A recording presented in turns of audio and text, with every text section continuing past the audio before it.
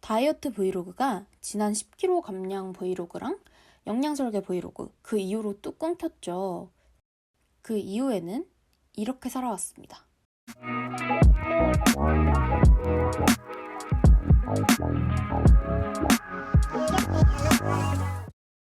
결국에는 요요가 온 건데 요요보다 더 심각했던 건 사실 건강이 정말 많이 나빠졌다는 거예요. 병원에 가면 항상 뭐 원인 불명 혹은 스트레스성 혹은 비만이 원인이라고 하더라고요. 아, 그래. 이제는 건강을 위해서 살을 빼자. 건강하게 빼고 좀 스트레스도 관리해보자 라고 마음을 먹었습니다.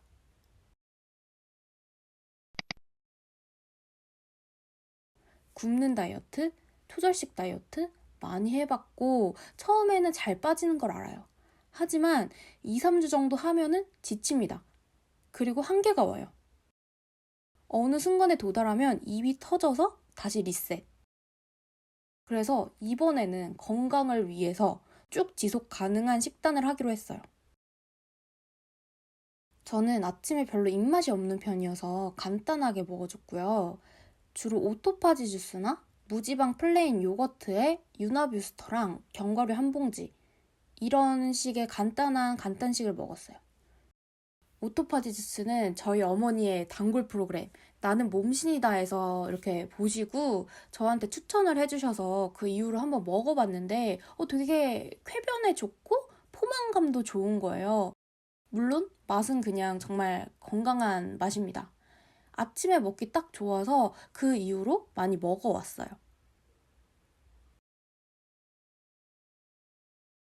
점심에는 일반식을 먹어줬어요. 현미나 잡곡밥에 그냥 집 반찬을 먹었고 야채를 좀 매번 곁들여 먹으려고 노력했어요.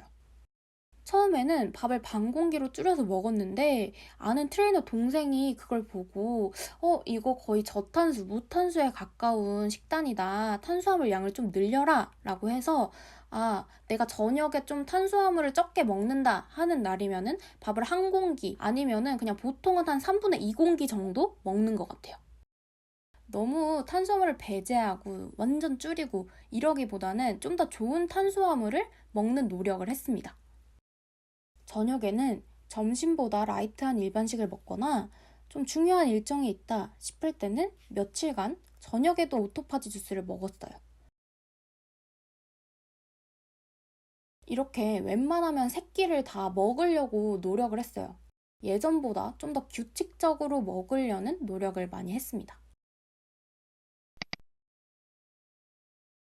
아까 말했던 트레이너 동생이 저탄수뿐만 아니라 3, 4시간에 한 번씩 끼니를 챙겨라. 탄단지 비율을 잘 챙겨서 먹어라. 그람수를 재서 먹는 습관을 들이면 좋다. 같은 좋은 말을 많이 해줬어요. 그래서 저도 처음에 의욕이 넘칠 때는 중간식도 먹고 탄단지 비율도 더 잘 지키려고 노력하고 그람수도 재서 먹어보고 했는데 이거를 계속 현생을 살아가면서 지속을 하려다 보니 힘들더라고요. 이걸 쭉 매번 지속할 수 있는 사람은 몇 안 되겠구나라는 걸 깨달았습니다. 그래도 중간식을 먹어보면서 느낀 게 점심과 저녁 사이에 뭔가를 먹어주는 게 정말 확실히 폭식을 방지할 수 있구나. 그리고 공복 시간이 6시간, 7시간을 넘어갈수록 폭식 확률도 높아지는구나를 머리로는 알았지만 몸으로 한 번 더 느끼게 된 것 같아요. 그래서 막 탄단지를 완벽하게 지켜서 중간식을 먹는다 이런 느낌은 아니어도 여유가 되면은 간단하게 간식을 먹고 좀 요기를 해주는 정도로 채워주고 있습니다. 그리고 입 터지는 거. 초절식 식단이 아니라고 하더라도 내 몸이, 내 입이 그 고칼로리를 기억하는데 고비가 어떻게 안 오겠습니까? 초반에 너무 열심히 하다가 치킨 시켜 먹은 적도 있고요. 호르몬의 영향으로 군것질을 미친 듯이 한 적도 있어요. 입 한 번 터졌다고 너무 좌절하거나 자책하거나 포기해버리지 않는 게 포인트인 것 같아요. 그리고 다음날 더부룩 하더라도 좀 받아들이고 스트레칭을 하고 좀 더 절식하게 되는. 이렇게 하니까 입이 터지는 행위를 좀 더 부담 없게 받아들이고 덜 스트레스 받게 됐어요.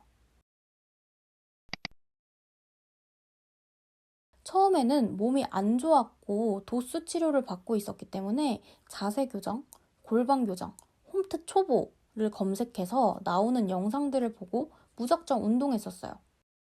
하루에 스트레칭, 자세 교정 이렇게 몇십 분을 아주 조금씩 그냥 아주 작은 목표를 세워서 하는 것만으로도 내 몸이 조금 더 개운하고 내 몸이 좀 더 건강해졌다. 이걸 내가 스스로 했다라는 성취감으로 하루하루가 사라지더라고요.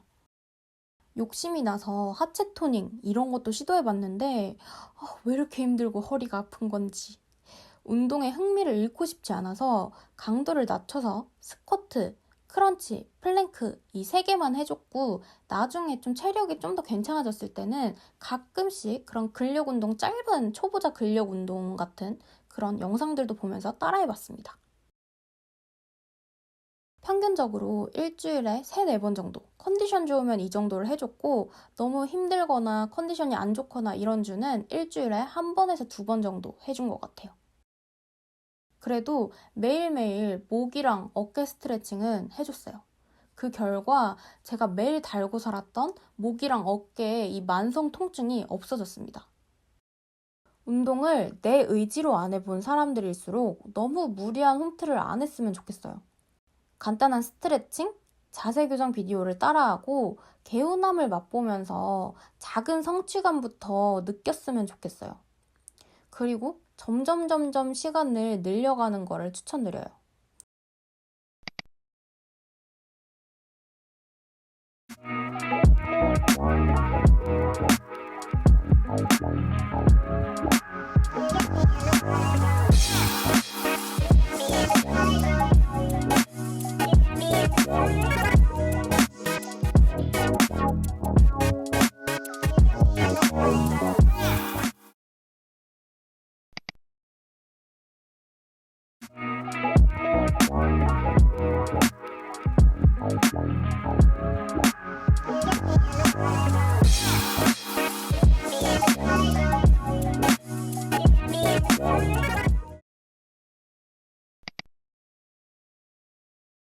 제가 다이어트를 하는 목적이 물론 살을 빼기 위해서도 있지만 건강을 위해서잖아요.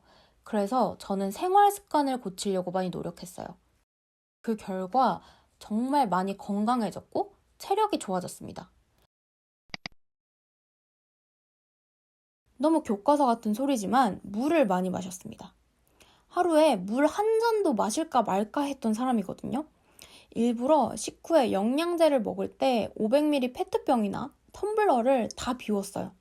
그렇게 하루에 3번, 최소 1.5리터는 먹어주려고 노력을 했고 못해도 1리터는 마셨습니다. 그만큼 한번 습관을 한 2주 정도 들여놓으면 그냥 알아서 이제 1.5리터를 마시게 되더라고요. 이것도 제 혈액순환에 정말 큰 도움을 준 생활 습관이에요. 저는 관리를 받으러 가면 어디에서든 림프가 꽉 막혔다, 순환이 안 된다 라는 소리를 들었던 사람이에요. 그래서 제가 홈트를 시작하기 전이나 샤워할 때 아니면 반신욕할 때 바디워시를 묻혀서 하루에 5분씩 림프 마사지를 해줬거든요. 저는 스킨케어 결님 영상 참고했고 살짝 다르게 두피 지압, 마사지 롤러로 목, 쇄골, 얼굴 라인, 겨드랑이, 서해부, 무릎 뒤 이렇게 해줬어요. 겨드랑이 림프 마사지를 할 때 가슴 마사지도 간단하게 해주세요. 살찌고 나서 유일한 장점은 가슴이 커진 것 뿐이다 라면서 이거 최대한 지키면서 빼자 라고 다짐을 했었거든요. 저는 이 영상을 참고했고 마사지를 하면 유선이 자극돼서 순간적으로 조금 커집니다. 이렇게 해서 저는 가슴을 진짜 최대한 지켰다고 생각하거든요. 브라 사이즈 둘레는 2사이즈 줄고 컵은 2컵 커졌어요. 다이어트 할 때 가슴이 빠질까 걱정된다 하시는 분들께 스포츠 브라와 함께 가슴 마사지도 해줘라 하고 추천드리고 싶습니다. 제가 다이어트 브이로그를 올리면서 이렇게 적나라하게 올린 건 처음일 거예요. 사실 옛날에는 다이어트를 성공하고 나서 완전 다 빠진 모습을 올려야 돼. 이런 마인드였어요. 그런데 제가 이렇게 몸과 마음이 점점 건강해지면서 그동안 경험한 것들, 제가 알게 된 꿀팁과 정보들을 공유하고 싶었어요. 무엇보다 폭식증과 우울증을 가지고 계신 분들과 공유하고 싶었어요. 제가 폭식증과 우울증을 고백했을 때 많은 분들이 나도 비슷한 아픔을 겪고 있다고 공감해 주시고 본인의 고민을 보내주시기도 하셨거든요. 그분들에게 차근차근 나아지고 있다는 근원과 함께 긍정적인 에너지를 공유하고 싶었어요. 우리 차근차근 건강하게 화이팅 해봅시다. 안녕!